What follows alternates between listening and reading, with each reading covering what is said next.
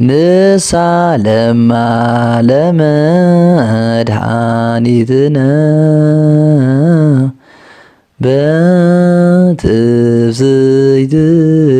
በትፍስሕትም ተቀበልዋ ለታቦት እስመ ዋካ ይእቲ ወብርሃን እስመ ዋካ ይእቲ ወብርሃን ዋካ ይእቲ ወብርሃን። በስመ አብ ወወልድ ወመንፈስ ቅዱስ አሐዱ አምላክ አሜን። ሰላም ስድራ ቤት እግዚአብሔር ከመይ ቀኒኹም ልዑለ ባህሪ አምላኽና እግዚአብሔር በአና ብድኹማት ደቁ ዘወትር ስሙ ዝኸበረን ዝተመስገነን ይኹን። እሺ ከምቲ አቀዲመ ቃልአት ኢልኩም ዝነበርኩ ሎሚ ብዛዕባ እዘን 21 ጉጉይ ትምህርታት ኣብ 21 ክፍለ ዘመን ንምስፍሕፋሕ ዝተሰማምዑ ኣቦታት ኢለ ሰዲድያ ዝነበርኩ ኣየነተይ እንተን 21 ነጥብታት ሓደ ብሓደ ንምርኣይ መፅእ ኣለኹ። ገላፂ ምስጢራት እግዚአብሔር መንፈስ ቅዱስ ከምቲ ኣቦታትና ነቢያትን ሐዋርያትን ሊቃውንተ ቤተ ክርስቲያን ምስኦም ኮይኑ ምስጢሩን ጥበብን ዝገለጸሎም ንዓና እውን ምስትውዓሉ ክዕድለና እናቱ ቅዱስ ፍቃድ ይኹን። መጀመርታ ከም ዝገይረ ብቕርብ ክኸፋፍሎ ፈቲነ ኣለኹ። ኣብ ነገረ ስላሴ ዘተኮረ ቀዳምነት ሂበ ክንምልሶ ደልየ ኣለኹ። ስለዚ ኣብ ነገረ ስላሴ ካብ ዝተለዓለ እንተሪኢና ወልድን መንፈስ ቅዱስን ይልምኑልና ኣለዉ ትብል ኣማላድነት መንፈስ ቅዱስን ወልድን ዚ ይጽልይልና ሕጂ ይጽልይልና የማልዱልና ኣለዉ ትብል ቀዳመይቲ ነጥበላ ካበይ ከም ተወሰደት ከሪአኩም ምስኡ እግዚአብሔር አቦ ፈጺሙ ኣይተራእየን ዝብል ክርኢ ክንፍትን ኢና ምስ ግዜና ማለት እዩ። ስእሊ ስላሴ ምግባር ክሕደት እዩ ዝብል ከዓ ክንርኢና ናብ እግዚአብሔር ወልድን መንፈስ ቅዱስን ክንጽልይ ኣይግባአናን ዝብላ እዚአን 4 ነጥብታት ኣለዋ። ካበይ ድመጻእን እዚአን ካበይ ከምጽኻየን መኒኮም ኢሉ ትብል ቀዳመይቲ ሕቶ ክትሓትዋ ዝግባአኩም እያ። ስለዚ ኣቀዲመ ናብኡ ክወስደኩም መኒኮም ኢሉ ካበይ ዝመጽ እዩ። እዛ መጽሓፍ እዚኣ ብዝኾነ ኣጋጣሚ ርኢኹማ ትኾኑ ወንጌል ጥዑም ዜና ትብል ብዶክተር ቀሺ ተኽለኣብ መንግስቲ ኣብ ዝተሓተመት እያ ኢላ ብዘኹም ትሪእዋ ኣለኹም። ሕጂ ብዛዕባ ዶክተር ቀሺ ተኽለኣብ እንታይ ኣምፂእዎ ብዝገለ ክንብል ንኽእል ኢና። ዶክተር ቀሺ ተኽለኣብ ማለት ንሳቶም ከም ካህን ናይ ኦርቶዶክስ ልክዕ ከምኦም ሓደ ዓይነት ናይ ኦርቶዶክስ ቤተ ክርስቲያን ኣቦን ካህንን ከም ዝኾነ ጅግና ናይ እምነት ከም ዝኾነ ገይሮም እዮም ዝምኩሕሉ። ስለዚ ብሃይማኖት ምስኡ ሓደ ከም ዝኾኑ በዓሎም ኣረጊፆም ስለ ዝነገሩና እዩ። እዛ መጽሓፍ ምስ ተጻሕፈት ኣድቨርታይዝ ዝገበረላ ቤተ ክርስቲያን እውን በዓል ቀሺ ገብረ ሚካኤል በዓል እቲ ሓደ ካህን መን እዩ ዝበሃል እንድሕር ሪኢኹሞ ኮይንኩም ቅድሚ ሕጂ ሪኢኹሞም ትኾኑ ኢኹም ኣብ ቤተ ክርስቲያኖም ነዛ መጽሓፍ እዚኣ መዋዓውዒ ዝገበሩላ ህዝቢ ክገዝኣ ከም ዘለዎ ኣዝዩ ጠቃሚ ዝኾነ መልእኽቲ ከም ዘለዋ እዛ መጽሓፍ ንክርስቲያን ኣገዳሲት ከም ዝኾነት ኣዋዓዊዖም ንኽትሽየጥ ዝገበሩ በዓል ቀሺ ገብረ ሚካኤል እዮም። ቀሺ ማርቆስን ቀሺ ገብረ ሚካኤልን ብዛዕባ እዚ ዶክተር ቀሺ ተኽለኣብ ብዛዕባ ዳ መጽሓፍ ብሓፈሻ እንታይ ከም ዝበሉ ሓደ ብዛዕባ ዶክተር ተኽለኣብ ሓደ ብዛዕባ መጽሓፉ ተዛረብዎ ከስማዓኩም እሞ መጀመርታ እንታይ ሕብረት ከም ዘለዎም ክንሪኦም። ክርስቲያን ሰለስተ ከዋኽብቲ ናይ ተዋህዶ ኣነ ብዝበጽሕዎም መጽናዕቲ ክሳብ ዝሕጅኻ ቤተ ክርስቲያን ኣብ ልዕሊኦም ዝኾነ ይኹን ክሳብ ዘይሕለፈትን ኣቦታት ክሳብ ዝበለቶምን በቲ መጽናዕቶምን ስራሖምን ክሪኦም ከለኻ ሰለስተ ከዋኽብቲ ኣለዉ።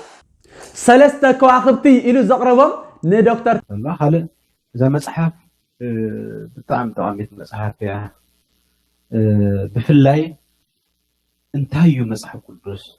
مسهوتنا خاز قيت تقص بتقصي صبغتي ازيا طعميت سلازخونه بجهاتهم كلاتنا اب كزانا ندنببنا سبخ قشخه وانا يدليكاني قش سبخسي ايدليكان بعلا نهوت كان مصحف قدوسن ريت እና ገበረት تخيد ቅድሚ ሕጂ ነግረውኩም እየ ሓውና ቀሺ ዶክተር ተኽለኣብ እዚ ሕጂ ኣብ ቤት ማእሰርቲ ዘሎ መበል 12 ዓመቱ ዝፀሓፈ እያ ቅድሚ ምእሳሩ ይፅሒፍዋ ኸይዱ። ስለዚ ሕጂ እግዚኣብሔር ረዲእዎ ስድርኡ ኣብዚ ስለ ዝመፁ ኣብዚ ክትዕድር ረኺብና ማለት እዩ። أبز بعت نسي أبز تعد احتمالات مالت لذي كلاتنا أبيات كريستيانات بمزي زي خيب زلوا بأبيات كريستيانات إحنا كلاتنا أبي نتهلوتنا بتاع صبغتي أموني كلاتنا إذا اللي كان عددا أبزي ألبنا مسينا لنا نحنا ونمأمنا الناس خون مالتي زي أبزح ኣረጋጊፅልና ኣሎ ቀሺ ገብረ ሚካኤል እውን ብርግፅ ናይ ቤተ ክርስቲያን ኣቦ ካህን ኢሉ ስለ ዝኣምነሉ እዩ እታ መፅሓፉ ከዓ ጠቃሚት እያ ትሕዝቶኣ ድማ ኣዝዩ ኦርቶዶክሳዊ ዝኾነ ትምህርቲ ኢሉ ስለ ዝኣምነሉ ንህዝቢ ዓዲልዎ ማለት እዩ ስለዚ ኣብታ መፅሓፍ እቲኣ ደሎ ትሕዝቶ ቀሺ ገብረ ሚካኤል ዝኣምነሉ ትሕዝቶ እዩ ኣብ ትሕቲኡ ደለዉ ኩላቶም ዝኣምንሉ ትሕዝቶ እዩ ኣብታ መፅሓፍ ደሎ ስለዚ ካብታ መፅሓፍ ዝተወሰደ እዩ ንኽብለኩም ኢለ ካብታ መፅሓፍ ንኣብነት እንድሕር ዳ እዚኣ ወሲድና ሓንቲ ኸሪአኩም የብዚ ኣብ ገጽ 384 ናይታ መጽሓፍ ሞንኺት እንታይ ድብል ኣለኡ ጎይታ ኣብ የማን ኣቦ ኮይኑ ብዝጽልዮ ጸሎት ደኣ እምበር ሎሚ ብናይ ገዛእ ርእሱ ጸሎት ዝቖመ ድሒኑ ዝነብርን ክርስቲያን የልብዎን ይብል ሕጂ እንታይ ድብል ዘሎ ጎይታ ኣብ የማን ኣቦ ኮይኑ ብዝጽልዮ ጸሎት ሕጂ ጎይታና መድሓናን ኢየሱስ ክርስቶስ ኣብ የማን ኣቦ ኮይኑስ ምእንታናስ ይጽሊ ኣሎ ይድብል ዘሎ ይጽሊ ብጣዕሚ ዝገርም ነገር ስለዚ እዚዩ ናይ በዓል ቀሺ ገብረ ሚካኤል ትምህርቲ ተዝኸድዎ ደለዎ ትምህርቲ ንስኻትኩም ከም ኦርቶዶክሳውያን ኢየሱስ ክርስቶስ ኣብ የማን ኣቦ ኮይኑ ምእንታይ ይጽልየለይ ይልምነለይ ዲኹም ትብሉ ከምኡ ዲኹም ተኣምኑ እዚቶም ኣይተረዳእኩምን ዝበልኩኹም ነዚ ነገራት እዚ ከይተረዳእኹም ትኸዱ ስለ ዘለኹም ብዛዕባ እዚ መብርህ ክህበኩም ኣብ 300 ኣብ ገጽ 352 ናይዛ መጽሓፍ እውን ብንጹር ብዛዕባ ጸሎት ናይ ጎይታ ክነገር ምስ ጸንሐ ዋላ እኳ ኩሉ ዝኽእል ኣብ ዝለዓለ ክጅምረልኩም ናብኡ ዘዘውትርሉ ዝነበሩ ምኽንያት ግና ናይ ጎይታ ናይ ጸሎት ቦታ እዩ ሕጂ ብዛዕባ ጸሎት እዩ ዝዛረብ ዘሎ ብናይ ጸሎት ህይወት ከም ጎይታ ዝበለ ፍጹም ኣርኣያ ኣይነበረን ኢሉ ብዛዕባ ጸሎት ኣብዚ መሬት ዝንከሎ ጎይታና መድሓናን ኢየሱስ ክርስቶስ ይጽሊ ከም ዝነበረ ይገልጽ እሞ ሽዑ እንታይ ይብል ኣብዚ እዚ ባህሪ እዚ ኣብ የማን ኣቦ ምስ ተቐመጠ እኳ ኣይተፈልየን ኣብዚ ምድሪ ዝጽልዮ ዝነበረ ሕጂ እውን ከምኡ ይጽሊ እዩ ደሎ ገና ንጹር ዝደንቕ ነገር በቃ ከምዚ ዓይነት ድፍረት ከማን የለን ኣብዚ ኸ እንታይ ይብል ካብ ዝለዓለ ክጅምረ ምክንያቱ መብርህ ዝህበላ ሕጂ ብዛዕባ እዛ ሮሜ 8:26 ካብኣ ጀሚርና ኢና መብርህ ክብኩም መንፈስ ቅዱስ ንድኻምና እናደገፈና ከም ፍቓድ ኣምላኽ ጌርና ክንጽሊ ይረድኣና ሬዎ ብዘይንገር እህታ ከዓ ናብ ኣቦ ይልምነልና ይብል ናብ ኣቦ ይልምነልና መንፈስ ቅዱስ ብዘይንገር እህታ ናብ ኣቦ ይልምነልና እሱ ጥራይ ኣይኮነን ዝኾነ ይኹን ቃል بقطتا ناب منفس قدوس كنصلي اي مهرناني كاب كريستوس كاب نبيات كونه كاب حواريات كا اي تمهرنا كريستوس كا نبو انلمنلون بتبعاتنا بزفان صغان نقربلو قدوسن لعلو كلن زخونه سو مد احد يقول نمبر نابو بقطتا كنصلي اي مهرنان استوعل ناب منفس قدوس مصلاي اي فقدنيلو ناب كريستوس مصلاي بقطتا دما اي فقدني بسمو خنصلي دامر نابو بقطታ خنصلي اي مهرناني ناب ኢየሱስ ክርስቶስ ናብ ጎይታና ናብ ፈጣሪና ናብ ኣምላኽና በقطታ خنصلي ኣይግባአናኒ ይብለና ኣሎ ጎይታ ባዕሉ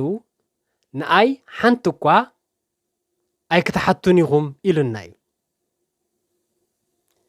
እንተኾነ ብስሙ ዝለመናዮ ዘበለ ሁሉ ኣቦኡ ክህበና ምዃኑ ብጽኑዕ ቃል ኣረጋጊጽልና እዩ ብርግጽ ኮሜዲ ዝብል ዝቃል አንብቦ እዚ ጥቕስታት ኣብ ዘሎ ትሪእዎ ደላ መጀመርታ ኣብ መጽሓፍ ቅዱስ ከመልዕልኩም አንብቦ ሕጂ ብዝረአዩ ክርስቶስ ይትረፍ ናብኡ ክንጽሊ ንሱ ብቐንዱ ኣብ የማን ኣቦ ኮይኑ ይኹን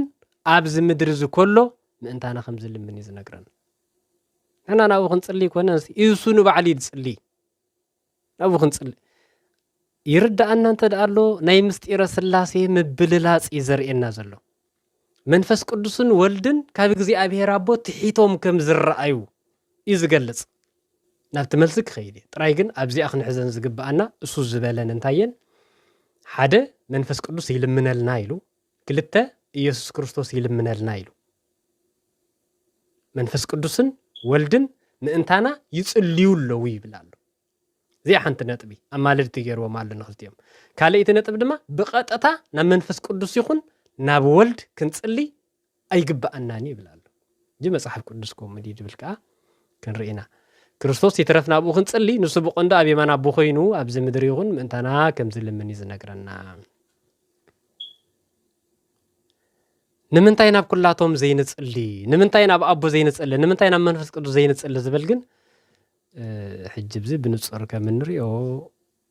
ዓብ ክሕደት ድምጽ እዩ ሓደ በሓደ ክንሪአኒና ሕጂ ቀዳማይ ወልድ መንፈስ ቅዱስን ይልምነልና ኣለዉ ይልሎ ይልምነልና ክብል ከሎ ሕጂ ይጽሊ ይልና በቃ ከምዚ ንሕና ንቅዱሳን ለምኑልና እንብሎም እንተና ቅዱሳን መላእክት ይልምኑልና ነቢያት ጻድቃን ይልምኑልና ለምኑልና ማለዱልና እንብሎም እዚ ናይ ክርስትና ህይወት እዩ ንሓድ ሕድና ክንጻላለ መጽሐፍ ቅዱስ ስለዝዘና እዩ ንሳቶም እንተና ይልምኑ ንሕና ምእንተኦም ንልምን ንሓድ ሕድና ክንጻላለ ይግባአና ሕጂ ከምቲ ንሳቶም እንተና ዝጽልይዎ እዚ መንፈስ ቅዱስን ኢየሱስን ከዓ ይጽልዩልናዮም ይብላሉ ኣብ ናይ ፕሮቴስታንት ዓለም ከምዚ ብፍላይ ዞም ብእምነት ጥራይ ድሕና ገለ ዝብሉ ከምዚኦም ዓይነት ክንሪአና ቀጻለ ኣነ ብዙሕ ውሱስ ዝበለ ነገር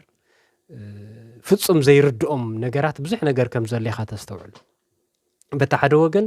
ንሕና ብኢየሱስ ኣሚንና ጸዲቕና ወዲእና ኢና ብለኻ በቃ ግብሪ ኣየድልኒ ናይ ግብሪ ዝገበርካ ኣይኮነን ዋላ ሓጢኣት ግበር ዋላ ገለ ግበር ሓንሳብ ብኢየሱስ ክርስቶስ እንተዳ ኣሚንካሲ ብግብርኻ ኣይትغነነን ኢኻ ኣሚንካ ኢኻ ዋላ ሓጢኣት ግበር መንግስተ ሰማያት ከም ተኣቱ ርግጸኛ ኢኻ ብለካ ሽዑ መሊሱ ድማ ኢየሱስ ክርስቶስ ከዓ ይልምነለይ ኣማላዲ ይብለካ መንፈስ ቅዱስ ከዓ ኣማላዲ ይብለካ ዋ እንድሕር ሓንሳብ ብኢየሱስ ኣሚንካ ጸዲቕካ ኮይንካ ኣማላዲ ንምንታይ ያድልካ ብመሰረቱ ንምንታይ ያድልካ ኣሚንካ ጸዲቕካ ተወዲኡ እንዲ እቲ ፎርሙላ ናቶም ሓደ ግዜ ድምጾ ከምዚ ተመሊሶም ዝርእይዎ ኮይኑ ይስማዓኒ ኣነት ሓደ ግዜ ክዛረቡ ከለው ስለዚ መሰረቶም ኣብዚ ትጌጋ ድጅምር ንምባል መንፈስ ቅዱስ ምእንታና ይልምነልና ኢየሱስ ከዓ ምእንታና ይልምነልና መሰረት ዝገብርዎ ናይ መጽሐፍ ቅዱስ ተቕስሎ ከምቲ ሐዋርያ ቅዱስ ጴጥሮስ ዝበሎ ብዛዕባ ቅዱስ ጳውሎስ ተዛሪቡ ነይሩ ቅዱስ ጴጥሮስ እቲ ፍቁር ሓውና ጳውሎስ በቲ ዝተዋሃቦ ጸጋ ኣብቲ ዝጸሓፎ መልእኽቲ ኣብኡሲ ንምርድኡ ብዛዕባ ሸጋሪ ነገር ኣሎ ኢልዎ ነቲ ናይ ቅዱስ ጳውሎስ መልእኽቲ እዩ ቅዱስ ጴጥሮስ ድምስክረሉ ዘሎ ንምርድኡ ብዛዕባ ሸጋሪ ነገራት ኣሎ እቶም ዘይቁናዓት ሰባት ኣይገብሩ ኢሉ ንጥቕሚ ገዛእ ርእሶም ኢሎም ስለተቃሉ ይጠዋውዩ ኣለዉ ናይ ፕሮቴስታንት እምነት ተኸተልቲ ዘጽንዕዎ መጀመርታ ዘመሃርዎ ትምህርቲ ኩሉ ግዜ ዝደጋግምዎ ጥቕሲ ናይ መን ተልኩም ናይ ቅዱስ ጳውሎስ ንምንታይ ንምርድኡ ዘሸግር ንኽጠዋውየ ድጥዕም ብዙሕ ነገራት ኣለዉ ብዝግባእ ብቕኑዕ ልቢ ንዘይተመልከቶ ሰብ ማለት እዩ ስለዚ ኣብዚ ናይ ቅዱስ ጳውሎስ ኣዘራርባ ንዕኡ መበገስ ዝገብርዎ ነገራት ኣሎ ናው መጀመርታ ቆስደኩም መንፈስ ቅዱስ ይልምነልና ንምባል ተጠቐመሉ ጥቕሲ ሮሜ 8:26 እዩ እንታይ ድብል መንፈስ ቅዱስ ከምኡ ንድኻምና ይድግፎ እዩ ከመይ ጌርና ክንጽሊ ከም ዝግባአና ይንፈልጥና እሞ ስለዚ እቲ መንፈስ ባዕልዩ ብዘይንገር እህታ ዝልምነልና በቃ እዚኣ ዝልምነልና ትብላላ እዚኣ ብጸሎት የድትርጉማ ኢሉ ሲድዋ ማለት እዩ ግን ትርጉሙኹም ይኮነን መንፈስ ቅዱስ ይጽልየልና ንዓና ከም ናይ ቅዱሳን ገይሩ የማልደና ምእንቲ ወልድ ኣብ ምእንቲ ከለና ለይልምን ከምኡ ማለት ኣይኮነን ኣብዚ ተገሊጽ ዘሎ ኩሎም ኣቦታት ዝቐመጥዎ ብሩህ ትርጉም ንሕናሲ ንጸሎት ንኽነቅሕ ይድግፈና የነቃቅሐና መንፈስ ቅዱስ መነቃቅሒ እዩ መጸናንዒ እዩ መጽንዒ እዩ ኣብ ጸሎት የጽንዓና ንጸሎት ልብና የነቃቅሖ ከመይ ጌርና ክንጽሊ ከም ዝግባአና ይመርሐና መንፈስ ቅዱስ ንምባል ይምበር መንፈስ ቅዱስ ኣቦ ንእከለ መሐሮ ንእከለ ከም ዝፍጠረሉ ንእከለ ከም ዝግበረሉ እንዳበለ ምእንታና ይልምን ኣይኮነን ከምኡ ድብል ትርጉም ክንህቦ ይግባአና ትኽክል ትርጉም ንምፍላጥ ካልኣይ ኩሉ ሰብ ዘብዕሉ እንዳኣብሶ ስላሴ እንዳብርሃም ዛእተው ስላሴ ደማ ኣይኮኑን أملتنا يسوع كريستوس كم مجر عبيت جرنا حزنين زين يعني بفلاي كان تاين بالنيرنا كم تاشون جرنا حزنا يو compromise زين قبرن أينا ينزبلون النيرنا جمعنا حتى تراهينا compromise زين قبرنا حزنا نبرنا ما تدري نسخاني زجر مبوت أملتنا يسوع كريستوس ما أكلنا يسوع كريستوس متعرفنا يسوع كريستوس زياد بزخون حياة من قلبي ኮምፕሮማይስ ንገበላ ኣይንኽእልን ኢና ኣብ ቅዱስ ጳውሎስ እንደገና ውርድ ኢሉ ቁጥሪ 28 ምስ 34 ይቕሬታ ምስ ከደ ካብ 28 ክሳብ 34 እንደሎ ንሪኦ ንኽእል ኢና እቲ ዝኹንን መን እዩ ክርስቶስ ኢየሱስ እቲ ዝሞተ ረኻብ ሞታት እኳ ዝተንስአ ኣብ የማን ኣምላኽ ኮይኑ ምእንተና ዝልምን ይብል ካብዚ ሕጂ ዝልምን ኣብ የማን ኣምላኽ ኮይኑ ምእንተና ይጽልይ ኣሎ ክብለና ጸኒሕቲ ሕጂ እቲ ናይ ቅዱስ ጳውሎስ ቃል ካብ እዚኣ ዝልምን ትብል እንያ ደላ እዚኣ ክወስዳ ይኽእል እየ ስለዚ ምስ ምልማን ክትሰርሓለይ ትኽእል እያ ክብለካ ክእል እዩ መጽሓፍ ቅዱስ ብዛዕባ ዝመጽእን ብዛዕባ ሓለፈ ነገራትን ክዛረብ ከሎ ከምዚ ዓይነት ሜላ ከም ዝጥቀም ዘይምርዳእ ኣብ ከምዚ ሽግር ከውድቐካ ይኽእል እዩ ንኣብነት ትንቢተ ኢሳይያስ ምዕራፍ 53 እንታይ ዝብል ቃል ተቐሚጡ ኣሎ ምእንቲ በደለኛታት ለመነ ይብል ኣብኡ ብዛዕባ መን ዝዛረብ ኣሎ ብዛዕባ ኢየሱስ ክርስቶስ ኣብ ዘመን ነቢ ኢሳይያስ ኣይነበረን ኣብ ዘመን ነቢ ኢሳይያስ ምእንቲ ሓጢአተኛታት ኣይለመነን ኣይማለደን እንታይ ክብል ነይርዎ ኢሳይያስ ምእንቲ ሓጢአተኛታት ክማልድ እዩ ክልምን እዩ ግን ነቲ ብሕጂ ድመጽእ ነገር ሲ ከም ዝተፈጸመ ገይሩ ለመነ ኣማለደ ኢሉ ወዲእዎ እዚ ናይ መጽሓፍ ቅዱስ ጠባይ ክንርድኦ ኣለና ማለት እዩ ናይ ጸሓፋ ጠባይ ንሕሉፍ ንዝተወደአ ነገር ገና ከም ዝመጽእ ጌርካ ናይ ምዝራብ ንዝመጽእ ነገር ከም ዝተወደአ ጌርካ ናይ ምዝራብ ናይ መጽሓፍ ቅዱስ ልማድ እዩ ንቐምሸይ ዕጫው ደቕሉ ይብል ዳዊት ዝነበረሉ ዘመንን ንቐምሸ ናይ ክርስቶስ ዕጫ ዘውደቕሉ ዘመንን ኣይራኸብን ዕጫ ከውድቕሉ እዮም ንቐምሸ ብክንዲ ዝብል ንቐምሸይ ዕጫው ደቕሉ ከም ዝተወደአ ንጸምአይ መሪራስቶይኒ ከስትይዎ እዮም ነይሩ ናይ መጽሓፍ ቅዱስ ድማ ዘይምርዳእ ስለዚ ብዚ ቅዱስ ጳውሎስ ምእንተና ዝልምን ዝበሉ ነቲ ብዘመነ ስጋዌ ዝፈጸሞ እንደገና ድማ እቲ ዘመነ ስጋዌ ዝፈጸሞ ናይ ድሕነት መስርሕ ማለት እዩ ክሳብ ዓርቢ ስቕለት ኩሉ እቲ ምእንታና ዘፍሰሶ ኣብ ዓርቢ ስቕለት ዘፍሰሶ ደሙ ሓንሳብን ንሓዋሩን እዩ ዝሰርሕ ሎሚ ኸ ይሰርሓልና ኣሎ ዲንሱ እወ ይሰርሓልና ኣሎ ሕጂ ብዛዕባ ዘመነ ስጋዌ ዝተፈጸመን ብድሕሪኡ ኸ ዝተፈጸመን ክልቲኡ ፈላለየ ከሪአኩም እንዴ ጽቡቕ ጌር ክርዳእና እዩ ማለት እዩ ስለዚ ሕጂ ኢየሱስ ክርስቶስ ምእንታና ዝልምን ዝብል ናይ ቅዱስ ጳውሎስ ቃል ኣብ ምንታይ ክንጥቀመሉ ከም ዘለና እቲ ምልማን ዝብል ሲ ብጸሎት ኣይኮነን ከምቲ ንሱ ብጸሎት ሒዝዎ ደሎ ይጽልየልና ገለ ደይኮነሲ ቅዱስ ጳውሎስ ምልማን ኢልዎ ደሎ ቃል ነቲ ቤዛነት እዩ ነቲ መስዋዕቱ ኮይኑ ብገዛእ ደሙ ገይሩ ሓጺቡ ምስ ገዛእ ርእሱ ዘተዓረቐና እዩ ነዚ ማንም ፍጡር ክገብሮ ዘይግብኦ ናይ ምትዕራቕ ናይ ምምላድ ናይ ማእከላይ ስራሕ ዝሰርሖ እዩ እቲ ማእከላይ ዝተባሃለ ቅዱስ ጳውሎስ ኣብ ጢሞቴዎስ መልእኽቱን ገሊጽዎ ደሎ ኣብ ዕብራውያን ምዕራፍ 7 ብዛዕባ ማላድነቱ ክፍል 25 ገሊጽዎ ደሎ ሮሜ 8:34 ገሊጽዎ ደሎ እዚ ማእከላይ ናይ ሓድሽ ኪዳን ዝኾነ ኢየሱስ ክርስቶስ ማእከላይ ድበሎ ናይ እግዚኣብሔር ባህሪ እዩ ናይ ደቂ ሰባት ባህሪ ድማ ባህሪ እዩ ንኽልቲኣቶም ክዓርቕ ኣብ መንጎ ኸውንቲ ኮይኑ ናይ ክልቲኦም ባህሪ ክህልዎ ኣለዎ ናይ ሰብ ባህሪ ክህልዎ ኣለዎ ስጋ ለቢሱ ናይ እግዚኣብሔር ባህሪ ክህልዎ ኣለዎ እግዚአብሔር ወድ እግዚአብሔር እዩ ባዕሉ ስለዚ እሱ ንሰብ ምስ እግዚአብሔር ንምትዕራቕ ብቑዕ እዩ እንኮ ነዚ ክገብር ዝኽእል ድማ ንሱ ጥራይ እዩ እቲ ማእከላይ እቲ ዘተዓርቕ እቲ ዝማልድ እቲ ሓደ ዝገብር ንሱ ናይ ክልቲኣቶም ባህሪ ክህልዎ ኣለዎ ስለዚ ኢየሱስ ክርስቶስ ናይ እግዚአብሔር ባህሪ ኣለዎ እግዚአብሔር እዩ ባዕሉ ናይ ስጋ ባህሪ ድማ ባህሪኡ ገንዘቡ ገይሩ ነዚኦም ኣወሃሂዱ ንደቂ ሰባት ምስ እግዚአብሔር ዝዓረቐና ኣተዓራቒና ማእከላይ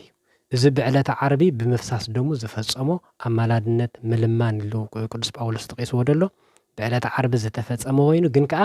ንዘለኣለም ስለ ዝነብር ክልምን ምእንታና ክልምን ዝነብር ኢሉ ኣቐሚጥዎ ኣሎ እዚ ብንጹር ኣብ ዝሓለፈ ብዛዕባ ኣማላድነት ንበይኑ ኣርስቲ ገይረ ምሂሮሉ ነይሩ ኣብኡ ክትርእይዎ ትኽእሉ ኢኹም ሕጂ እቲ ናይ ቅዱስ ጳውሎስ ኣገላለጽ ኣብ ዝያዳ ንምርዳእ ናይ ክርስቶስ ዘመነ ስጋዌ ዝነበርን ድሕሪኡ ከመዩ ብመጽሓፍ ቅዱስ ጌርና ንርአዮ ኣብ ዘመነ ስጋዌ ኢየሱስ ክርስቶስ ይጽሊ ነይሩ ይልምን ነይሩ ይማልድ ነይሩ ገለ ዝብል ቃል ኣብ መጽሓፍ ቅዱስ ክንረክብ ንኽእል ኢና ኣብዚ ምድሪ ዝፈጸሞም ነገራት ብሰለስተ ከፊልና ክንሪኦም ንኽእል ኢና ቅድሚ ዕርገቱ ደለዎ ማለት እዩ ካብታ ዝተጸነሰላ ክሳብ እታ ኩሉ ድሕነትና ፈጺሙ ዝዓረገላ ግዜ ደሎዚ ናይ ድሕነት ዘመን ቤዛነት ናይ ካሕሳ ናይ ቤዛነት ስራሕ ሰሪሑ ወዲኡ ከይዱ ኢና ንብል ሕጂ ተንድፈጸመን ቀዳማይ ንቤዛነት እዩ كتصلي كله كلمن كله نكحسان ناتنا نبيزانت أب كندانا خوينو بيزا مالت أب كند خالق سب تبجيغا تغبرو نجر مالتي أب كندانا أب كند أدم أب كند دك أدم أب كند زت أف أزرع أدم أب كندانا خوينو زغبرو زنبرأي سلازي قداماي بيزانت يبحال نزي ود سب كجلجل هيوتون بجا بزحات كهب بيزا مالت زي بجا بزحات أب كند بزحات كهب امبر كجلجلو إلى أي مسأني بل زاب ماركوس معرف 10 فقط 45 قويتانا زبولي سلازي اتزغبرو زنبرا ناي صولوت ناي بيزانت يو ناي تبجاونت أب كندانا خويني زغبرو نيرو مالتي كالاي نارأينت يلو زغبرو نيرو نارأينت مالت بزعبا صولوت تدامت إناسي كتصلو خلو كميلنا خنصلو خم زغبأنا نمهارو كابت ممهرناي تنبركي خو يتصل نبري بلا بيت كريستيانا تنبركي خنا صولوت نقبر منافقان نزخ قبر وي كلنا كم ممرم دوسدو ነገር የለና መሬት ጠንቃል ዓላ ምባል ጎይታ አየርአየናን የለና ወንጌል ከም ዝነግረና ተንበርኪኹ ናብ ሰማይ ዓይኑ ቀሓቢሉ ይጥምት ነይሩ እዩ ሕብስ ተخبار ከሎ ናብ ሰማይ ዓይኑ ከምዛ ዓይነት ጸሎት ኣብ ነቢያት እንድሕር ዳሪናም ኮም ኤልያስ ተንበርኪኹ ብክልተ ብርኩ እግሩ ድማ ርእሱ ድማ ግንባሩ መሬት ተንኪፉ ፍግም ኢሉና ሰገደ ኣብ መጽሐፍ ቅዱስ ተጻሒፉለ ቤተ ክርስቲያን ነዝ ፍርዓት ዝተኸተለ ኣትኸይል ስለዚ ኣርአያነት እዩ كاباي تمهارو إلنا ماتيوس 11:28 كتاب 30 أرعوتو يصرو كاباي دما تمهارو كاباي تمهارو مالت زغبرو زلو صلوت نتصلي نعاخا امبر نعو يكونن نبي زانت كان عاخن نخير ايكا خمي يرك خصل خم زلكا مالتي سلازي يصلي نير قدس بيتروس نزن خرد إلي قويتانا بعلو كاباي تمهارو نتمرتي أنا زغلو زغبرو زلو خيلنا له حدا مرقاقص خراي ناي قدس بيتروس ترينيون قدامي بيتروس معرف كل تفقد يسران حدا نزيكم تصوعكم مو كريستوس كأمن تأثر أسرو خصعب أرأي حد يقلكم يبل أرأي حد يقلنا أسر أسرو زز قبرخ نقبر من تاهم مكرات صقبا يبل نزيو قدس ستيفانوس كلامي سمايت انت امنتو بامنتو قد كيتو موت كله سمعت النت كحلف كله قبر هواريات معرف شو عاد تفقد سوسان تاي غيرو تنبركي خو خايبل استوعلو تنبركي كام صلاي ناي من نيرو كريستوس زرعنا سطرا يكون نارينا نصلعت خامس صلاي يرينا اذن من تاي غبرو نيرو نارعهنت دبلكم زي سلازي قدس استيفانوس لك كم ناي غويتو تنبركي خو خا بعبد دمصي غويتاي اذا حطيات زاي تحزلهم كريستوس زرعنا سي أبا سريلومو أو أبو يقرب لهم زقبروا وايفلطني ممو يقرب لهم نعنا نتمرتناي نسو يقرز بالأملاخي نسو محرات زعب أملاخي تدقبرو زنبرقن حدا نبي زانت أبكندانا خوينو زقربو زنبرقي كالا أيد ما نأرأنت كما يقرنا خنص اللهم زقبعنا زقبرو زنبرقي سلازي حواريات بتكبار جيرومو قدس استيفانوس تنبرقي غوغمناتو بعبد مصيلو قويتاي زي حتيات زي أي تحزر لهم بدأ يبل إذا كان أين أرأينتي سالساي كا كما أنا ملمان سما معسقا لبيس خمسة مثلا غرد سقاي لبس نزول المنافق أنا بزحات نيرهم نسقا خمر خزري ومنافق أنا بزحات نيرهم نعاقتهم بزحفر ما قد قنسو سقا كما أنا ملمان السما معسقا لبيس خمسة مثلا غرد إلي قدس يعقوب زسروق بزعبا كزارب كلون تايبل نابابو انت زي تصلس نعنا اي مثلنا نعنا كم زي مثلنا بخميرينا نابابو خصلو خلو مخنياتو مصلاي دسامامو عم دق سبات يم ناي دق سبات سغا توهاهيدو كم زلو كرينا يلو سلازي نعنا مسيللو اتي ماكل اي تزعرق نمن كمسلالو نخلتي امنتهم زتعرقو خمسل كخلالو ندق سبات كعرقوم تدا خوينو ود سب كمسل كخلالو كمم كخونالو مسمن كعرقوم مس فطاري دما كخون كخلالو سلازي نسو فطاريو ود سبيخا سلازي قدس يعقوب نبابو انت زي تصلس نعنا يمثلن نيرو انت تصليون كلنتنو مسبؤيو نعنا مساله كابانا وغن كم زخونه نخفلت تصلي نمنتاي تصلي كابانا وغن كم زخونه سب كم زخونه نخردانا سغا كم زلبسه نخردانا كوغنا كم زخونه نخردانا تصلي نسغنا مسابن منفس قدوسن ጸሎትና ዝقبل ይሉ تصلي ዝقبل ሰخ መገሩ ይጽልي بقى نعنا ناتنا سغا خم زلبسه نخرينا يليو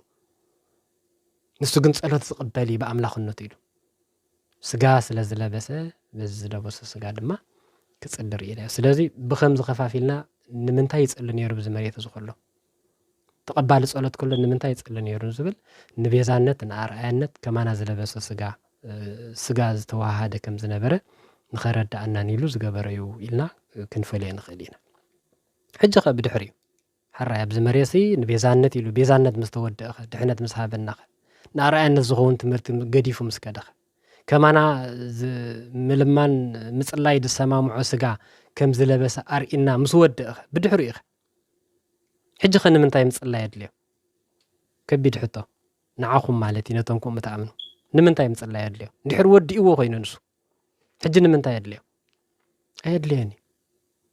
ሕጂ ኸምኡ ዓይነት ጸሎት ኣየድልየኒ ሽዑኡ ነዘን ምኽንያታት እዚኣተን እንተደኣ ነይሩ እዚአን ከዓ እንተደኣ ተወዲአን ስርሑ እንድሕር ደኣ ዛዚሙ ኣብ መስቀል ኮይኑ ተፈጸመ ዝበሎ እንድሕር ተፈጺሙ እዚ እንታይ ክገብር እዩ ሕጂ ዝጽሊ ደሎ ምእንታኻ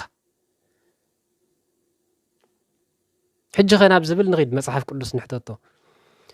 ወንጌል ዮሃንስ ምዕራፍ 6 ፍቕዲ 26 ኣነ ነቦ ምእንታኹም ክልምኖ ኣይብለኩምን እየ ስማዓስኪ ኣነ ነቦ ምእንታኹም ክልምኖ ኣይብለኩምን እየ እዛ መጽሓፍ ካታ ክትብለና ጸኒሓ ሕጂ እውን እንተኾነ ኣብ የማን ኣቦ ኮይኑ እቲ ምጽላይ ኣይገደፎን ኢልና እቲ ምጽላይ ኣይገደፎን ኢሉ ምጽላይ ይድብል ደሎ ሕጂ ተማላድነት ናይ ቅዱስ ጳውሎስ ኣምጺኹም ከተዳናግሩ ከይትፍትኑ ምእንታና ይልምን ኣሎ ኣብ የማን ኣቦ እንዲ ዝብል ገለ ከይትብሉ እቲ ምልማን ተርጉምና ኢና ንሱ ነቲ ሓንሳብን ንሓዋርን ኣብ ዕለተ ዓርቢ ምእንቲ ኩሉ ዓለም ዝፈሰሰ ደሙ ዘመልክት እዩ ንሱ ንዘለዓለም ይድሰርሕ ሕጂ ኣነ ሓጢኣት እንተገበርኩ ኢየሱስ ክርስቶስ መጺኡ ኣይስቀለለይኒ እቲ ሓንሳብ ዝፈጸሞ ናይ ኣማላድነት ስራሕ ንሱ ንዓይ ዘድሕነኒ ሓደ ሰብ ናብ እምነት እንተደኣ መጺኡ ሕጂ መጺኡ ኢየሱስ ክርስቶስ ኣይስቀለሉኒ እቲ ዕለተ ዓርቢ ዝፈጸሞ ንዘለዓለም ዝነብር ምዃኑ ንምግላጽ እዩ ተዛሪቦ ስለዚ ኣብ መሬት ዝፈጸመ ነገር ሕጂ ብሰማይ ኮይኑ ይደግመሎ ምባል ካብ ዝኽፍእ ክሕደት የለን ባዕሉ ጎይታ እንታይ ይብላ ኣሎ ኣነ ነቦ ምእንታኹም ክልምኖ ኣይብለኩምን እየ ንመን ኢና ንሰምዕ ዘለና ቅዱስ ጳውሎስ ንምጻእ ኣብ ካልእ መልእኽቱ ንጹር ብዝገበሮ ኣብ ካልኣይ ቆሮንቶስ ምዕራፍ 5 ፍቕዲ 16-17 ደጊም ካብ ሕጂ ንድሓር ኢሉ ካብ ሕጂ ንድሓር ብስጋዊ ኣረኣእያ ንሓደ እኳ ይንፈልጥን ኢና ብስጋዊ ኣረኣእያ ንክርስቶስ ቅድሚ ሕጂ ፈሊጥና ኢና እንዳወደቐ እንዳተንስአ ጡፍ እናተባህለሉ እናጸለየ እዚ ኩሉ ዝንፈልጦ ንሪኦ ነርና ኢና ስጋ ለቢሱ ስለ ዝመጽ ከምቲ ዝበልኩኹም ንቤዛነትን ንኣርኣያነትን ስጋ ከም ዝለበሰ ንኸረዳእና ንኽምህረና ነዚ ኩሉ ነገራት እዚ ብዘመነ ስጋዊ ገይርዎ እዩ ናይ ኣገልግሎት ዕርቂ ክፍጽም ስለ ዝነበሮ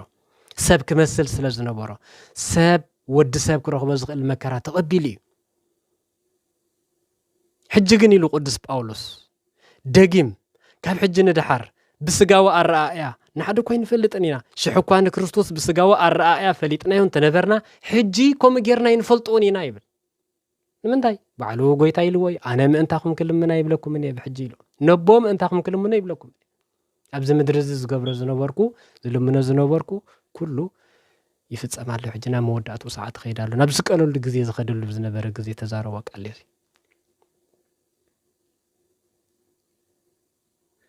ናብ ኣቦታት ቤተ ክርስቲያን ንምጻእ ንሕና ከም ደቂ ኦርቶዶክስ መጠን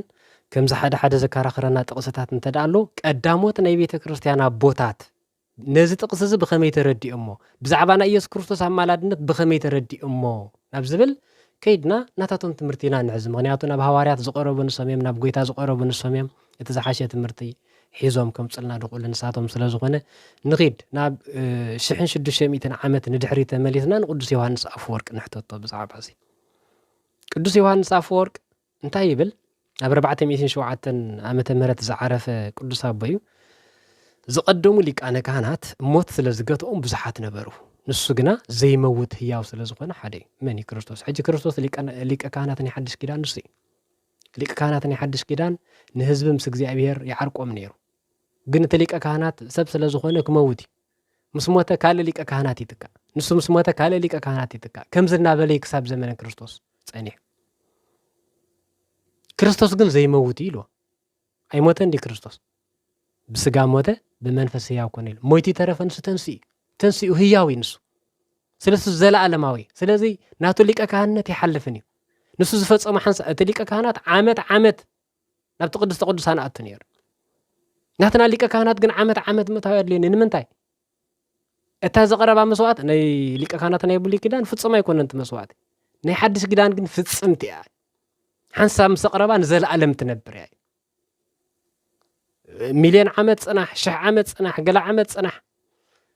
كسع مودات عالم زخيد تحنتي بنا يقيدو سلازي تقدم لك انا كهنات موت سلازغاتهم بزحات نبرو نسو غنا زي موت ياو سلازغونه حالي زي موت سلازغونه دما نتم نعو امينهم زمصو كلاتهم كدحنهم يكالي كمي غيرو خيزدحنهم قدس يوحنس بعلي حد زبل سبن تليلو بقدس غون كبر دمون ايو نمنتاي نسنا عالم زتعرقكو بقدس قدس دمو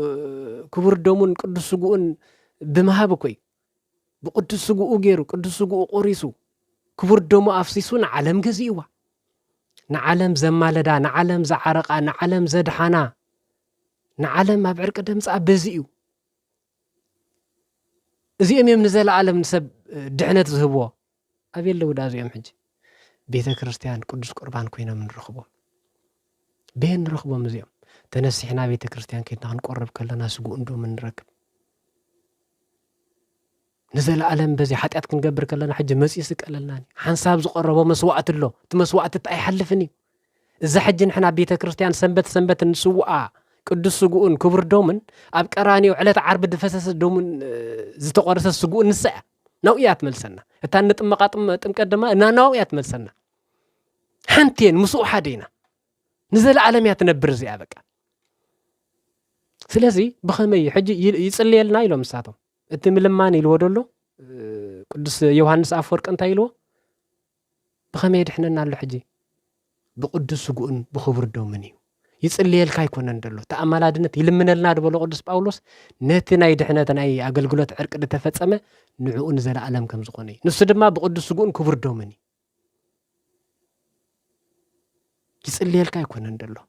قدس سقون كبر دومن ندحنتك هيبكالو تنسح كان عون تداوسيد كان صايخ مدهنيت كايبك خيدلو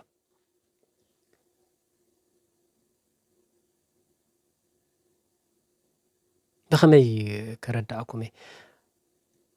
بطميت تبلعو سينكا اب غدنا تدربيخا بطميت اب تموتول غزي حدا هبتام بعل صقا مصيو اب زبيت مغبزي نزل عالم بنصا كتبلع مغب تداليل كالو بزي نزل عالم كأنا واقع خفيللك ايلك يخيد نزل عالم اندي حردا كفيللك مستأمخا صلي لي با نابتي مغبن خبلع قاليت بلونيخا انت دا طميخا نابتي تخفيللك دلو تخيد نخل غزي زنبري تخفيللك دلوكو تطميخا في بيت مغب خيدكا مبلعي حطيات انت دا غيرنا نحناخا واقع خفيللنا زخد بيت كريستيان سقو انتو منالو كنصحنا زخيل سي نزل عالم زدحنا تبعال سي سلازو قدس يوحنس افورق بزيو زردو بقدوس سقون كبر دومنيلنا نملسلو يقصل بهايمانوت بنسحان ابو زقربو زدحنهم بعلت عرب طري يكونن بعلت عرب طري يكونن بدحريونيو ابز فتول غزي لمنلهم كل غزي يلمن زبل سب كما يليهلو يعتكم على حجناكم يزي كل غزي يلمنالو ابي من املاح كويني يصلي يالو تبلس كم زبل سب كل يخل قدس يوحنس يدنق يدلو كما يليهلو صادقان كويلو صادقان كو انت خونه حاده غزي بزلمن ولمنا زدلي وسرخ بده يكونن سلاز دمايو زحواريا كل غزي قيمو زغلغل نخيم سلو بمحساب بمتكهن حاده غزي مسواعت كم زسوء ارد حاده غزي سب كم زخونه حاده غزي تشومه ليق كهنات كوين حاده غزي كم زتشومه حاده غزي اغلغله ناي بلي كيدان كل غزيم دغلغل نيرم فصم سلازي يكون مسواعت مسغن حاده غزي سباب زخونول غزي ناي سبنت صراحه بمسرح صنيعو كم زنبره سباب زخونول غزي اب زمانه سغاوي القدس باولوس اب ابراهيم معراف 5 فقد 7 تغليص ودلو اب كالاي قرنطوس كنا مبر صنحنا سباب زخونول غزي ناي سبنت صراحه صنيعو كم سباب زخونول غزي ناي سبنت صراحه بمسرح صنيعو كم زي نبره كم دما اب زغلغلول غزي ام مغلغال صنيع نبره حجي يغلغل انت زهلو يلو التهواريا قومه دانبر تقمط ايمبلو نيرو ناي حدث كيدان مصحف تطنقلكم رايو ناب سميات عرقة أبي ما نبو تقمت عرقة بسبعة وسميات ونبر أبي ما نبو ناب سميات عرقة أبي ما نبو تقمت قوما هيكون ندبل قوما زبل قال مبزحت أوجزي نهم ملادنت سرحيو أبراهام من سلومن قمران بقدم እግዚአብሔር ቆይሙ ደው ይል ነበር ይብል ሙሴ ምእንቲ ደቅ እግዚአብሔር ምእንቲ ደቅ እስራኤላውያን ኣብ ቅድም እግዚአብሔር ቆይሙ ነበር የማሉድ ነይሮም ማለት እዩ ብዛዕባ ቅድስት ድንግል ማርያም ታንግስት በወርቅ ኦፊር ተሰሊማ ኣብ የማንካ ተቆወም ይሉ ሙቃም ናይ ማላድነት ስራሕ እዩ ኣብ መወዳእታ ዘመን ስለ ደቅ ህዝብ ካ ዝቆወም ሚካኤል ክትንስዩ ትንቢተ ዳንኤል ምዕራፍ 12 መዝሙረ ዳዊት ምዕራፍ 45 لوقاس معرف حدا فقد 19 أنا بقدم እግዚአብሔር ዝقوم جبريل ملأخ مقام زبل نه مالادነት ናይ ቅዱሳን ስራሕ አገልጽ ከሎ ተቀመጠ ድብልካ ናይ ፈራድነት ናይ ክብር ስራሕ ኢየሱስ ክርስቶስ ኣብ የማን አምላኽ ተቀመጠ ይብሎ መብዛሕትኡ ግዜ ተቀመጠ ስለዚ ቅዱስ ዮሐንስ አፈወርቅ ነዚ ብመሐዝ እቲ ሐዋርያ ቆመ ዳአንበር ተቀመጠ ኣይምበለን እንድሕር ዳ ዘገልግል ክሳብ ሕጂ ዝልምና ኣሎ ኮይኑ መስዋዕትነቱ ቁርጽ ዝኾነ ልመንኡን ናብ እዝነ አብ ናብ ናይ አቦ እዝኒ ናብ ገጽ ኣብ ቅድመ አቦ ዝበጽሐት ስለ ዝኾነት ከምቶም ዝቀደሙ ሊቀ ካህናት ኩሉ ግዜ ከገልግል ኣይድልዮን ሓንሳብ ተፈጺመ ብዕለት ዓርቢ ስለዚ ሕጂ ዘድሕነና ዳእሞቶን ሁሉ ዘለዓለም ዘድሕኖም ዝተባሃለ ዳይና ቅዱስ ጎን ክብር ዶምን ልመና ዝበሃል ሕጂ የለን ከመይ ገይሩ ኩሉ ግዜ ይልምን ዝብል ሰብ ይህሉ ኢልና ቅዱስ ዮሐንስ ቅዱስ ገርገርዮስ ዘእንዚና ዝተመሳሳለ እንታይ ይብል እዚ ቃል እዚ ናይ ጎይታና ተዓራቅነት የዘመልክተና ምክንያቱ ከምቲ መጽሐፍ ቅዱስ ዝብሎ ሓደ እግዚአብሔር ኣሎ መንጎኛ ወይካ ሰብ ኮይኑ ሰብ ምስ እግዚአብሔር ዘተዓረቀ ድማ ሓደ ኣሎ ንሱ ድማ ንኩሉ በጃ ኮይኑ ነፍሱ ንሞትን ሕማምን ሕሊፉ ዝሃበ ሰብ ዝኾነ ክርስቶስ ኢየሱስ መንጎኛ ክንብሎ ጸናሕና ማእከላይ ድበልና ሕጂ እውን እዚ ስግው ቃል ልዕሊ መቃብር ኢሉ እንታይ ማለት እዩ ህያው እዩ መቃብር ክሕዞ ይከኣለን تم قدم زنبر اللي كان كهنات حدا يموت حدا يتقو حدا يموت حدا يتقو ስለዚ ሁሉ ግዜ መስዋዕት ተቆርቡ ይነብሩ ነይሩ መስዋዕቱን ፍጽም አይነበረ ነዚ ግን ፍጽምት ያ እንደገና ህያው እዚ መስዋዕት ህያው መስዋዕት እዩ ከም ስለዚ ኾነ ኢሉ አባቦ ጠበቃለና ንብል አባቦ ጠበቃለና ሕጂ ትዝጣበቀልና በኸመይ ይጣበቀልና ብጸሎት አይኮነን ማሕረለይ ሃበለይ ከም ዝግበረለይ ገለ ብጸሎት ይጣበቀልና አይና ይጣበቀልና تبعلت عرب دفسس دمو زتقرس السجون يقصل القدس غرغريوس كوينو غنا ازي اب قدم ابو بموداقن بمتنسان زغبرو زيكونس بعلت عربي بزتقبلو مكرا بزغبرو تلقو يو زي نبي ذكرتي مرتحوات سويت ده تعرقنا سويت ده مالدنا سويت امسك زي ابير زراخبنا بعلت عرب استفصم نغري ግን ዘላዓለማዊ እዩ ህያው መስዋዕት እዩ ዝቋረጽ ኣይኮነን ቤተ ክርስቲያን ቀጻል ንረኽብ ስለናይ አሚን ካብ ምምጻእ ንዑ ምውሳድን ጥራይ ዘድልየና ቁርብ ማዕዲ ይደለና ዝነ የቦታ ትምህርት ማለት እዩ ስለዚ አብየማና አቦ ኮይኑ ይጽልየልና ዝብሎ አብየማና አቦ ኮይኑ ይጽልየልና ትብል ሓንቲ ቃል ኣብ መጽሐፍ ቅዱስ ሙሉ የለን ኩሎም አቦታት ቤተ ክርስቲያንን መጽሐፍ ቅዱስን ዘረዳእና ድማ ነዚ ክምህርኩም ዝጸናዕኩን ቤተ ክርስቲያን ትምህርት እዩ ማለት እዩ ኦኬ ቀጽልና ንሪኦ እግዚአብሔር አቦ ፈጽሞ ይተራየን እዞም ኩሎም ነጥብታት እዚኣቶም ሕዋት ደሚርኩም እንተዳሪኹሞም በቃ ንእግዚአብሔር አቦ ብላዕሊ ጌርካ ወልድ መንፈስ ቅዱስ ናትሒትካ ናይ ምርኣይ ዝኸይድ ዘሎ ካይዳ እዩ ኣነ ከም ዝርዳእን ዘሎ ሕጂ ደጋጊሞም ኣብቲ ቪድዮናቶም ከም ዝሰማዕኩሞም ቅድሚ ሕጂውን ምስ ዲያቆን አብርሃም ኣብ ዝሓለፈ ዘተ ዝገበርናዮ እግዚአብሔር አቦስ ብራእዩ ይኹን ብሕልሚ ኣብ ሙሉእ መጽሐፍ ቅዱስ ኣይተራየን ዝራእዩ ነቢይ የለ ዝራእዩ ሐዋርያ የለ ክርአ ብምንም ተኣምር ኣይክእልን እዩ ቪድዮ ምንስማዕዮ ቀሲስ ገብረ ሚካኤል ብዛዕባ ዝንታይ ኢሉ ስምዕዎ ኣብነ መቃርዮስ ብዛዕባ ዝንታይ ኢሎም ስምዕዎ ብድሕሪኡ ኣነ ክምለሰኩም እየ ንስ ምዕራፍ 1 ቁጽሪ 18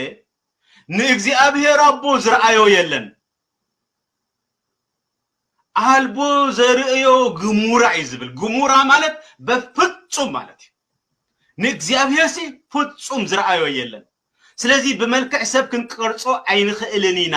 ኢሎም እቶም ካልኦት ነቲ ስእሊ ስላሴ ዝበሃል ገሪፎሞ ማለት ኣይገብርዎን እዮም ሕጂ ስላሴ ብስእሊ ክንገልጾም ከቢድ እዩ ክግለጹ ኣይከኣልን እዩ እቲ ሰለስተ سلاسي شماقلتات غيركا تقبر ولد جنا أو سلاسان سلستن علمئو بسقا تين سماي زعرقة أي سيبن منفس قدوس كا بأرآيا رغبي ترأيه بأرآيا سب أيكونن زيابير أبكا زرأيه لن سلس في غيركا مقبر بناي قندر زمن صلواي كالي نقالي زيوم ترى يكونون قدم حجون مس دياقون ابراهام ابز جبرنا له زتب نويح موغته يخ موغت فتينني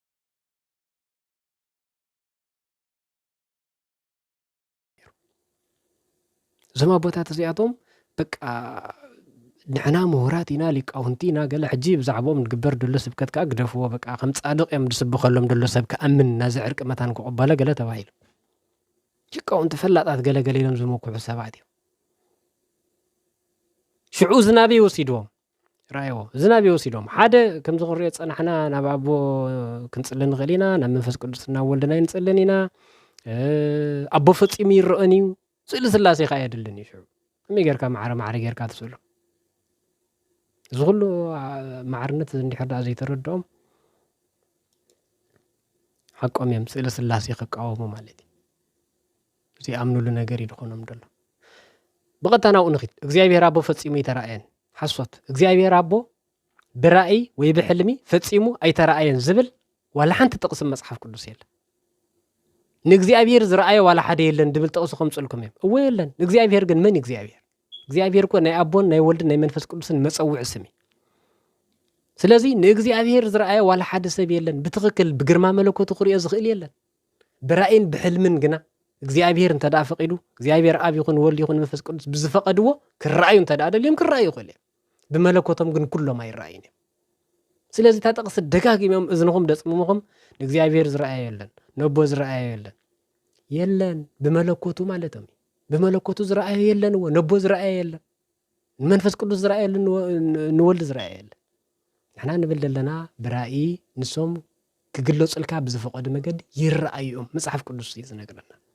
سئل سلاسي نخيت قبل الكانت كم عينت كحدة دوس دكاتي مصحف قدوس نرأى جزين زي موسى بزح سلز مهار كله قد معج أوريزة فترة معرف 10 منتفق ده حدا جمير زلو ملو أوريزة فترة نرأيه سلاسي نبنا إبراهيم تجلس أمليهم بقول زقنا مقدي تنبيت إساس معرف شدش فق ده حدا قصاب حمش تدلهم ببوا بتانقص أوزيا زموت الله عمت أنا እግዚአብሔር አበሪኽን ልዕልን ዝበለ ዝፋን ተቀሚጡ كله ريقوه زفرات الوسقة نت مقدس مليء ونبره إذا እግዚአብሔር زي قدوس أثناتيوس أبن ولد منفس قدوسن قدوس إبيفانيوس أبن ولد منفس قدوسن قدوس غرغوريوس زينازو أبن ولد منفس قدوسن نعوه بميمريم سلازي إساياس زرعايو رأي نيسلاسي እግዚአብሔር ይድብል ደሎ እግዚአብሔር ወልድ ይበለ እግዚአብሔር መንፈስ ቅዱስ አይበለ እግዚአብሔር አቦ ይበለ እግዚአብሔር ድብል መጸውዕ ድማ ናይ አብን ወልድ መንፈስ ቅዱስን መጸውዕ ስለዚህ እግዚአብሔር ይብለካሎ መጽሐፍ ቅዱስ ይብግልጽ ንቀጽል ትንቢተ ዳንኤል ምዕራፍ 7 ፍቅድ 9-13 ዳንኤል ንእግዚአብሔር አቦን ንእግዚአብሔር ወልድን በሓደር ይዎም አነ ዝፋናት ክሳዕ ዝነበረ ጥምበት ነበርኩ ሓደ ጥንታው ዘማዓልቱ ድማ ተቀመጠ እግዚአብሔር አቦ ይዚ ክዳውንቱ ጻዕዳ ከንበረድ ጸጉር ርእሱ ኸ ከም ጽሪ ጸምሪ ዝፋና ሃልሃል ተሐዊ መንኮራኹር ድማ ጉሁር ሐዊ ሽዑ ወዲ ሰብ ዝመሰልከ አምጽዎ ይብል ታሕቲ ቀጽልና እንድሕር ዳሪነ ኩሉ ኸሪእና ክሳብ 13 ደልራይ ወዚ ትምህርቲ እዚ ኣብ ዝሓለፈ ምስ ዲያቆን አብርሃም ነዊሕ ዘተ ስለ ዝገበርናሉ ብዛዕባ እዚ ብሰፊሑ ኣብ ዛ ይቅርቦነ ሕልፍ ኢሉ ጥራይ ደቦኩም ደለኹ ብዛዕባ እዚ ዝያዳ ተኪሮ ክፈልጥ ይደሊ ዝበለሰብ ተመሊሱ ነትምጹ ዝገበርና የዘተ ክሰምዓ ይኽእል ብዙሕ መወከሲታት ልዕሊ 20 መወከሲ ድኸውን እግዚአብሔር አቦ ከም ዝተራእየ ዝገልጽ መጽሐፍ ተቅሪብ ኣለኹ ኣብዚ ሕጂ ንዖማ የምጾምኒ ስለዚ ዳንኤል ርእየ ይብላሎ ኢሳይያስ ርእየ ይብላሎ አቦና አብርሃም ርእየ ወይ ናብ ሓድሽ ኪዳን ተዳመጺና ግብረ ሐዋርያት ምዕራፍ 7:56 እንሆ ሰማይ ተኸፊቱ ወዲ ሰብ ድማ ኣብ የማን አምላኽ ደው ኢሉ እርእለኹ መን ቅዱስ እስጢፋኖስ ወዲ ሰብን ኣበይ ርእይዎ ኣብ የማን አምላኽ ኣብ የማን አቦን ወልድን ብሓደ ርእይዎ ከመይ ጌርካ ኸን እግዚአብሔር ዝረአየ የለን ትብል رأي يوحنس معرف 5 فقد 7 اتجنشل مسيو نت مصحف كاب يمانا ايد اتي اب زفان زتقمط وصد كاب يمانا ايد كاب يمان نايمن نايت اب زفان زتقمط እግዚአብሔር ወልድ ካብ እግዚአብሔር አቦ እናወሰደን ኩሉ ይርያ ምዕራፍ 4 ምዕራፍ 5 አካታቲልኩም ራእይ ወዚያዳ ክርዳእና እዚ ምዕራፍ እዚ ብዛዕባ ዝገልጽ ሓፈሻ ክሳብ 6 አይደለ ስለዚህ መጽሐፍ ቅዱስ ግልጽ እዩ እግዚአብሔር አቦ ዝረአየ የልቦን ድብል ካብያ ምጽኻዮ ብራእይ ብሕልሚ ዝረአየ የልቦን ዝብልሲ ካብያ ምጽኻዮ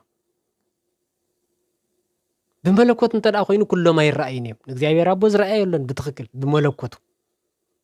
بحلم برأيم قل نبيات رئينا يبل خلو أنصار نبيات مقاعسك أبينا يمقد خمز اللهب على نمقمات زسق ما يكونن حد خلت مبرهي بزعبازي كبوكم يا بوتات قدم بخمي تردي أمنا زي سخاب دليت كاترقمو نصوري أبوتات بيت كريستيان بخمي تردي أمو قن أبز حلف العسرة زخون موكس هيبوكم نيرك أو حدا كلت خط أوصلكم زي نهاوريا قوام زابتن بيت دانيال دولو قال እግዚአብሔር አቦን እግዚአብሔር ወልድን ከም ዝኾነ ክነግር ኩሉ እንታይ ይብል እንሆ ንጉስኪ ጻድቅን መድሓንን ትሑትን እዩ ኣብ ኣድጊ ኣብ ገልገል ኣድግን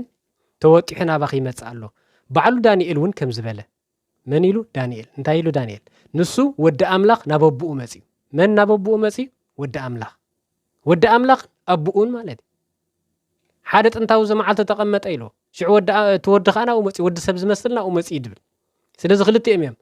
እዚ ትምህርቲ እዚ ናይ ዳንኤል ራእይ እዞም ናይ ሃዋርያት ቋም ኣብዚ መጽሓፍ እዚ ምዕራፍ ኣብ 5 መጽሓፍ ምዕራፍ 20 ኸድና እንተዳሪናዮ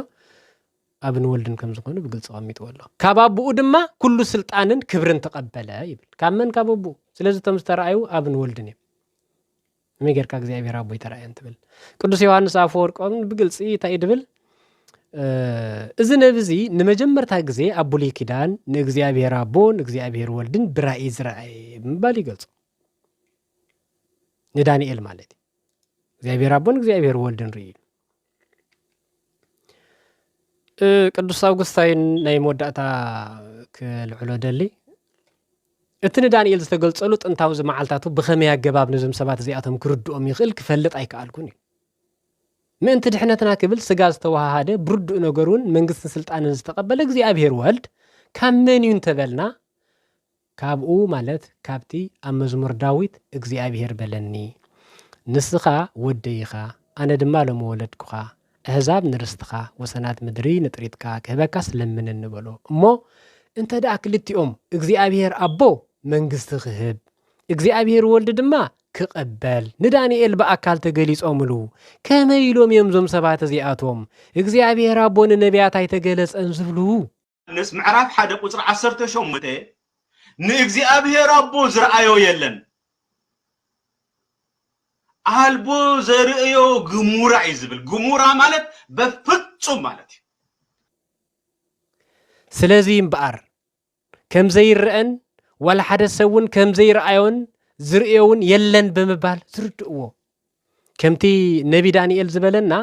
ኣነ ዝፋናት ክሳዕ ዝነበሮ ጥምት ነበርኩ ሓደ ጥንታዊ ዝመዓልቲ ድማ ተቐመጠ ክዳውንቱ ጻዕዳ ከም በረድ ጸጉሩ ርእሱ ከዓ ከም ጽሩይ ጸምሪው ዝፋኑ ሃልሃል ተሓዊ መንኮራኹሩ ድማ ጉሁር ሓዊ ወሓዝ ሓዊ ይውሕዝ ካብ ቅድሚኡ ከዓ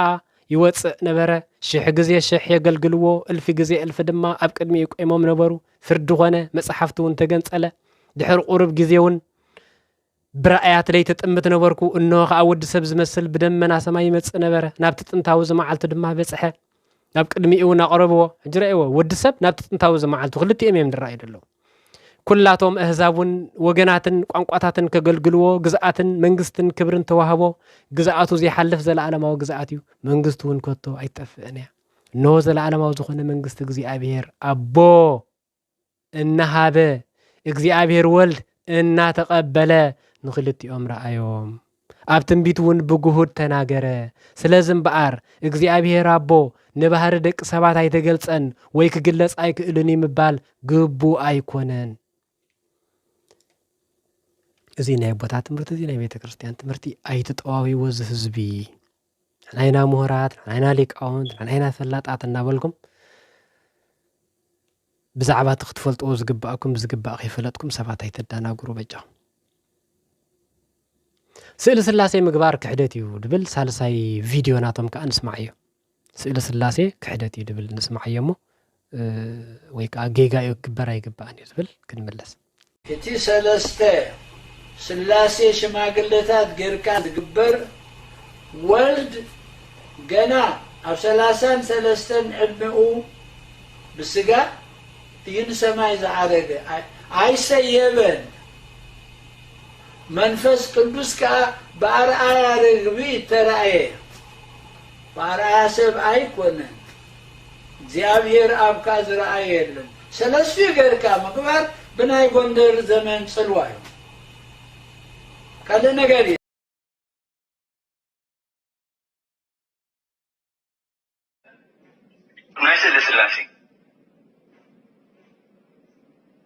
ናይ ስእሊ ስላሴ እውን ካብ 7ይ ክፍለ ዘመን ጀሚሩ ብዛዕባ ስእሊ ክርክር ከም ዝነበረ እዚ ከዓኒ ግዜኡ ክሳብ ዝመፅእ ክዕለም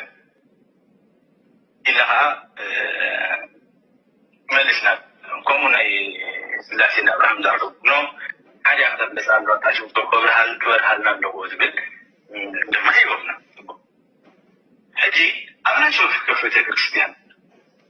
ስእሊ ስላሴ ኣሎ ኣብ እንዳ ማርያም ኣብ እስራኤል ክንድገለ ዝኸውን ናይ ስላሴ ስእሊ ኣሎ ናይ ስላሴ ቤተክርስትያን ማዕት ኣብያተ ክርስቲያናት ኣለና ኣብዚ ኣሜሪካ ጥራሕቲ ውሑድ 3 ዝፈልጠን ኣብያተ ክርስቲያናት ኣለና ስላሴ ጥራሕ እዚ 7 ስለ ሓምለ ነብዕልን እንዲና ንብል ስለዚ ኣብ ነፍሲ ወከፈን ከዓ ስለ ስላሴ ኣሎ ስለ ስላሴ ንቕበል እንዲና ንብል ዘይከውን ነገር ማለት ተተቐበልና ለነበርና ንኾልና ሒዝና ይኮንና ገዛና ኮኑ ኣይንቕበልና ክንከራኸር 7 ሓምለ ነብዕልን ኢና እንዳብዓልና ክንከራኸር ግቡእ ኮይኑ ተራእየና ግቡእ እውን ኣይኮነ እንዳገበርካዮ ኣይገብሮን ኢልካ ምክርኻር ፅቡቅ ኮይኑ ኣይተራእየና ብኸምኡ ከዓ መልስና እዚ መፅሓፍቲ እኳ እንዳ ኣብርሃም ዝኣተው መፅሓፍ ቅዱስ ንባዕሉ መፅሓፍ ቅዱስ ይነግረና ኢልና መሊስና ኣቦታት ቤተክርስትያን ክሶም ቅዳሴና ከምዚ ይብለና ተንክሳር ከምዚ ኢልና ኢልና መሊስና ኢና መን ከም ዝኣተው ወልድን ክልተ መላእክትን ከም ዝኣተው ኢልና ነጊርና እየ ምስ መስቡ ከምኡ ተመሊሱ እንተኾነ ኣብ ቤተክርስትያን ከዓ ካብ 3 ግዜ ንብዙሕ ዓመታት ከዓ ክትቀበሉ ፀኒሐ ተብዕሎ እውን ኣላ ንረዳዳ ኢና ዕርቂ ተፈፂሙ ዝበሃል ዘሎ ድማ በቲ ናይ ኤርትራ ኦርቶዶክሳዊት ተዋህዶ ቤተክርስትያን በቲ ናይ ቤተክርስትያንና ብናይ ኤርትራ እንመሃሮ ዝነበርና ትምህርትን እንኸዶ ኣካይዳን እዩ እቲ ሎሚ ዕርቂ ተባሂሉ ዘሎ እዞም ብናይ ኣብ ትሕቲ ብፁዕ ኣቡነ መቃርስ ዝመሓደሩ ኩላቶም ብዛዕባ እዚ ኣልዒድና ዘለና ኣብ ቤት ኣብርሃም ዝኣተው መነመን ከም ዝኾኑ ልክዕ ከምቲ ናይ ግብፃውያን ኣስተምህሮ እኳ ዝምህሩ እንተነበሩ ሕጂ ግን እቲ ኣስተምህሮና እቲ ኩል ነገር ሓደ ንክኸውን ተባሂሉ ንሳቶም በቲ ናይ ኤርትራ እንምህሮ ናይ ኤርትራ ዘለኹ ኤርትራውያን ስለ ዝኾንና ኢና እምበር በዚ ዝከታተሉ ብዙሓት ተጋሩ ከም ዘለኹምን ይፈልጥ እየ ብሓፈሻ ብናይ ምድረ ኣግኣዚት በቲ ንሕና እንምህሮ ኢትዮጵያ ይኹን ኤርትራ እንምህሮ ትምህርቲ ብኡ ንክኸዱ ስለ ዝተሳምዑ እዩ እቲ ብድሕሪኡ ዝመፀ ተንቀን ባእሳ ኣቦና ተኣስሮ ሕግና ተቐየሩ ዝነበረ እዚ ፀለመታት ዝመፀ ናይ ዝተፈላለየ ውዲት ናይ ሰይጣን ኣከራኻሪ ዝበሃል ወይ ድማ ዝተፈላለየ ናይ ቅድስቲ ማርያም ድዩ ናይ ስእሊ ስላሴ ዶ ናይ ኣብርሃም ዝኣተው ስላሴ ድዮም መላእኽቲ ድዮም ሰብ ድዮም ዝብል እዚ ብሊቃውንቲ ቤተክርስትያን ዝዓረፍ ጉዳይ ወይ ዝዓረፈ ጉዳይ እኳ እንተኾነ እዚ ድማ በቲ ቤተክርስትያንና ፀንሕቶ ወይ ድማ እትብሎ ኣቦታት ጳጳሳት እውን ስለ ዘለውና እዚ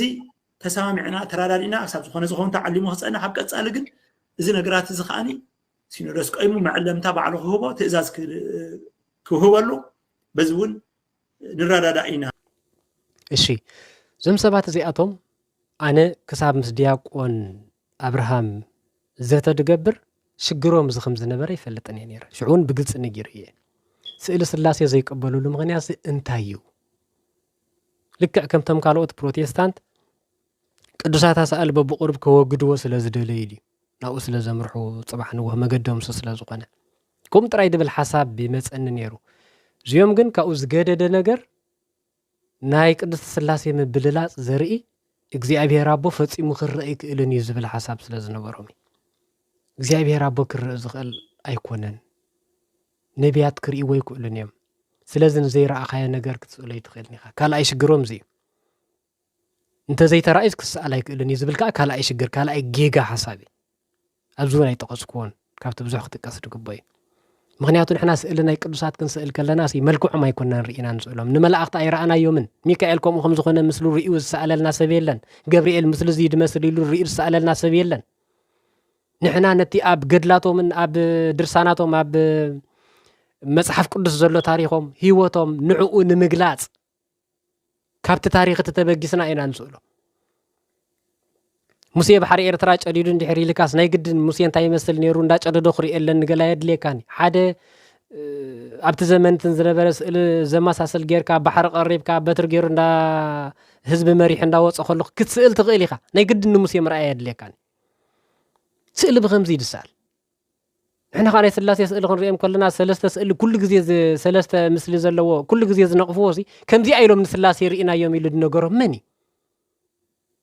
كم يكون أنت ملأخته بيت كريستيان كم إلهي تفلتني أنا قدسات سئل الناس على مستير كأسي يكونن سلازي سئل السلاسي مقبار كحديتي نام بالدو صدم حدا جيجا زي ربو أي رأني زي ترى آدم خمي غير كيس الدبلي سركا بأفهم كن سمعت أنا حنيني أو نمكاريوس دمسي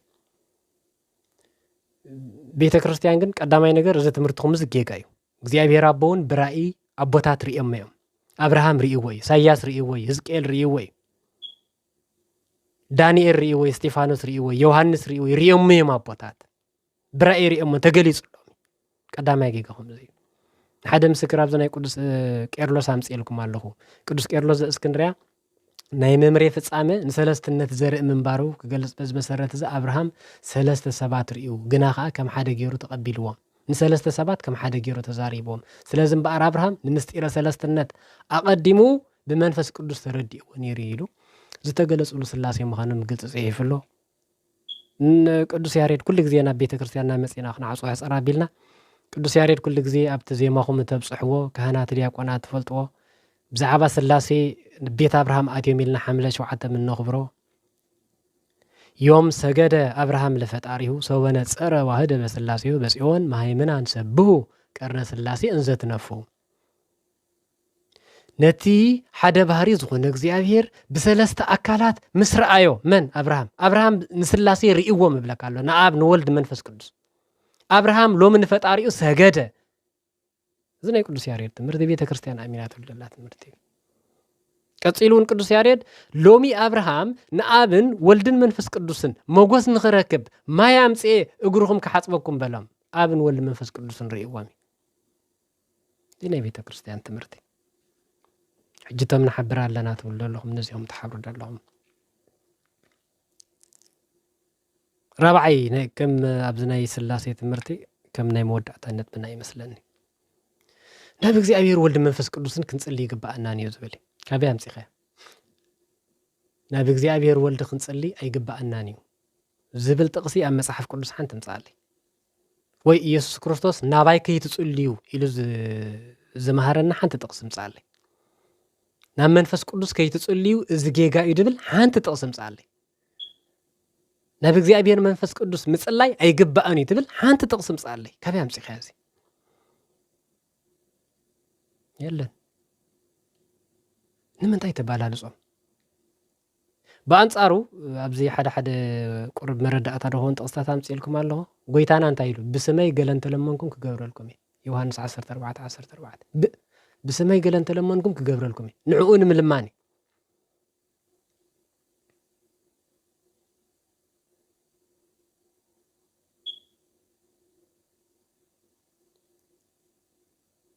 بسمو خل من نجير الناي نعو خل من نعو خنصل نجير الناي كل نلمنا بسمو جيرنا أبستأكبنا له أب كل بتاعكم نسمع أما أكلكم على خواني صلاتنا خسمع صلاتنا قبل لا ممكن تصلي زي أبي يعرف كذي قدس باولوس بقطتها نبي يسوع كريستوس لصلي صلات نرى بمغنيات تأذيب لصرعي انبزام انت خي عبخا أبسجاي جراج توهبني انبزام انت خي عبه ملاك سيطان كساقين توهبني إذا كاباي كرحق بزعبازي نقويتا 3 ساعة لمن كويلو مني قدس باولوس نيسوس كريستوس بقطتها 3 غزي لمينو كم يغير كان بيسوس من لما انا يفقدني تبل السنو بعلو اب كندانا يصلي امبر نحنا ناب يسوس هينصلنينا بقطتها يلنا ቅዱስ ጳውሎስ ግን እንታይ ይብል ኣሎ ብዛዕባ እዚ ንጎይታ 3 ሰዓት ለመንኮ ንሱ ከዓ ሓይለይ ብድኻሚዩ ዝፍጸም እሞ ጸጋ ይኣኽለካ በለኒ ካልኣይ ቆሮንቶስ ደለይ ቀጽልና ተቃል እንድሕር ዳንቢብና ክሳብ 9 ደሎ ኢየሱስ ክርስቶስ ምዃኑ ብንጹር ተቐሚጥ ኣሎ ጸጋ ይኣኽለካ በለኒ ኣብዚ ንሪኦ ናይ ግብረ ሐዋርያት ምዕራፍ 7 ኸ ናይ ቅዱስ እስጢፋኖስ እዩ እስጢፋኖስ ከዓ እናተማህለለ ጎይታ ኢየሱስ መንፈሰይ ተቀበል እናበለን ብዳር ኣምኒ ቀተልዎ ይብል ናብ መን ጽለ ኣሎ ቅዱስ እስጢፋኖስ ናብ ጎይታ ኢየሱስ ክርስቶስ ብቐጥታ እንታይ ዲልና ኣብ ሰማይ ትነብር ኣቦና ኢልኩም ጸልይ ኣብ ሰማይ ትነብር ኣቦና ክንብል ከለናስ ናብ እግዚአብሔር ኣቦ ጥራይ እግዚአብሔር ኣብ ኩሉ ምሉእ እኮ ሰማይ ኣብ ገለ ድውሰን ኣይኮነን ብዛዕባ ልዕልና ናይ እግዚአብሔር ንምግላጽ ኢና ሰማይ ንብል ኣብ ወልድ መንፈስ ቅዱስ ቃል ልዕልናኦም ሓደ ስልጣኖም ሓደ ተዝብ ሰማይ ትነብር ኣቦና ክንብል ከለና ንእግዚአብሔር ብሓፈሻ ንኣብ ንወልድ መንፈስ ቅዱስ ዘመልክት ስለዚ ቅዱስ እስጢፋኖስ ቅዱስ ጳውሎስ ብቐጥታ ናብ ኢየሱስ ክርስቶስ ጸልይ ቅዱስ እስጢፋኖስ በቀታ ናብ ኢየሱስ ክርስቶስ ጸልይ ካቢዳ ይኸምጽ ይኸይዳ ዝጌጋ ይዝብል ዳ ንቅዱስ ጳውሎስ ንምእራም ዲኻ መጽኻ ንቅዱስ እስጢፋኖስ ዲኻ ተጋጊኻ ትብል ዘለኻ ትድፍረቶም ማዕረግ እንደዚ ይራይዎ ብዳር በእምኒ ቀተልዎ ተንበርኪኹ ኸዓ ብዓብ ድምጺ ጎይታይ እዛ ኃጢአት እዛ ይተሓዘሎም ኢሉ ጨደረ እዚ ምስ በለውን ዓረፈ ዝጸሎት በቀታ ናብ ኢየሱስ ክርስቶስ ዝቐረበ ራእይ ዮሐንስ ምዕራፍ 22 ፍቅዲ 10 ተርእናዮ ጎይታ ኢየሱስ ነዓ ይብሉ ጎይታ ኢየሱስ ነዓ በቀጥታ ናብ ኢየሱስ ክርስቶስ እዩ ዝጽልዮ ደሎ ቀልጢፉ ከመጸልይ ይደለሎ ቅዱስ ጳውሎስ ኣብ ቀዳማይ ቆሮንቶስ 16 ፍቅዲ 22 ጎይታና ዘየፍቅሮ እንተሎ ንስርጉም ይኹን ማራናታ ማራናታ ቀልጢፍካ ንዓንስ እዩ ጎይታ ኢየሱስ ቀልጢፍካ ንዓንስ እዩ እትወድ ዘለዎ ህይወት አላቶ ወደ አምላኽ ዘይብሉ ህይወት የብሉን ንዓኻትኩም ብስም ወደ አምላኽ ከተአምኑ ዘለኹም እተአምኑ ዘለኹም ናይ ዘላለም ህይወት ከም ዘላትኩም እንት ክትፈልጡ ኢለ ይጽሕፈልኩም ዘለኹ ከም ተፈቃዱ ጌርና ሓደ ነገር እንተለመናዮ ይሰምዓና እዩ ናብ ኢየሱስ ክርስቶስ ብዛዕባ ወደ አምላኽ ይዛረብ ደሎ ከም ተፈቃዱ ጌርና እንተለመናዮ ይሰምዓና እዩ እተአብ ዘለና ተባዓድ ድማ እዚዩ ይብል እዛ ሐዋርያት ኩላቶም ዘም ሰማሙዕሉ ኣብ ግብረ ሐዋርያት ምዕራፍ 1 ፍቅዲ 24 ተኣኪቦም ጸለይዎም ወልቢ ሁሉ ትፈልጥ ጎይታ እዛ ይሁዳ ናብ ስፍራኡ ምንት ከኸይድ ዝሓደጋ ስፍራ አገልግሎትን ሐዋርያነትን ክቅበልሲ ካብዞም ክልተ እዚኣቶም ዝሓሪኻዮ ሓደ አርኢ ኢሉ ጸለየ ኢሎም ጸለየ ይብል ስለዚ በሓፈሻ ኣብዚ ሓደ ንጹር ጥራይ ክንሕዞ ደለና ኣሕዋት ናብ ኢየሱስ ክርስቶስ ናብ እግዚአብሔር አቦ ጸሊኻ ማለት እዚ ኢየሱስ ክርስቶስን እግዚአብሔር መንፈስ ቅዱስን ደይተሰማሙዕሉ መልሲ ክህበካ ዲኻ ትጽበደለኻ ናብ ሓደ ትጽሊ ናብ ተሓደ ደይ ትጽሊ እንተ ደኣ ኮይንካ እዚ ብስልጣን ኣባላሊጽ ከየም ኣለኻ ድሓር ከዓ ትድፍጸመልካ ነገር እኮ ብዘይ ፍቃድ ሰለስተ ፍቃዶም በበይኑ ዲ ሓንቲ ፍቃድ ያደላቶም እኮ ኢየሱስ ክርስቶስን እግዚአብሔር መንፈስ ቅዱስን ደይተሰማሙዕሉ ደይፈቀድዎ ዋላ ሓንቲ ነገር እግዚአብሔር አቦ ክገብር ከም ዘይከላ ይትፈልጥ እንዴ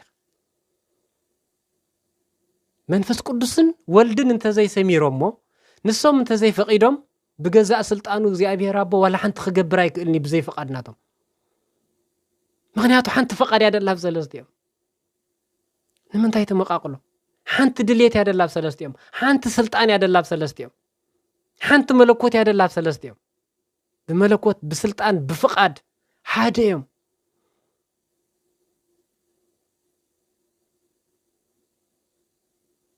سلازي نزي مستير سلازي بقباء تزي تردي خاب كم زعينة عاشو يغط ودغ تخيلي خمبر إذن صورنا بيتا كريستيان تمرتي هاليلويا تسعالن ولد هاليلويا መንፈስ ቅዱስ ማሪ ተዘከረን በሳልክ بخمي عينت تنكولن بخمي عينت حبئبئن بخمي عينت أسدعي بزمسلا كايدان ناقدو نهيوتنا يبالاش ولو خنتنكق لنا نلوم بزياخ لنا ኣብ ቀጻሊ እዚ ኣብ ምስጢረ ስላሴ ለዘለዓልክዎ ነይሩ ኣብ ቀጻሊ ኣብ ምስጢረ ስጋዌ ዘተኮረ ድማ ካልእ ክንቅጽል ኢና ማለት እዩ ገና ቁፅር 4 ኢና በፂሕና ደና ብሕጂ ከባቢ 17 18 ቢሉ ክተርፈና እዩ ንሎሚ ዝተምሃርናዮ እግዚኣብሔር ኣብ ጽላት ልቦናና ይጽሓፈልና ዝጎደለን ዝነጠበን ብኣፈት ጓሃን መልእኽቲ ያርመልና ዝመሃረናን ዝገሰጸናን ልዑል እግዚኣብሔር ክብርን ምስጋናን ኣምልኾን ውዳሴን ንዑን ዘለኣለም ይኹኖ ንሳለማ ለመድኃኒትነ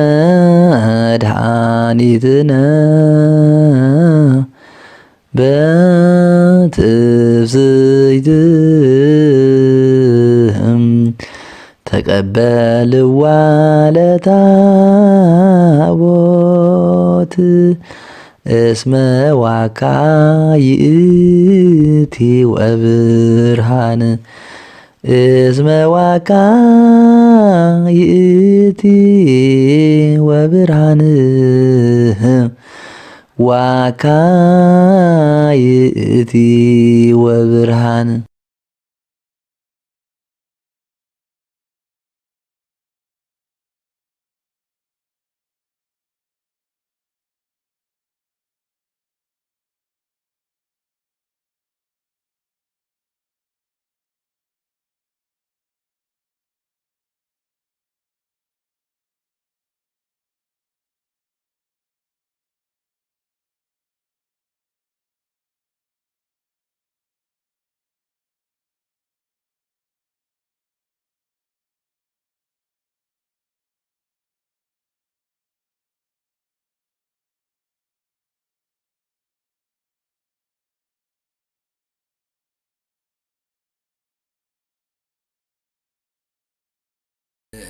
ሃሌሉያ ተሰአለነ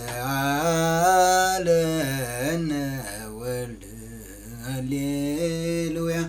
መንፈስ ቅዱስ መሐሪ ተዘከረነ በሳልክ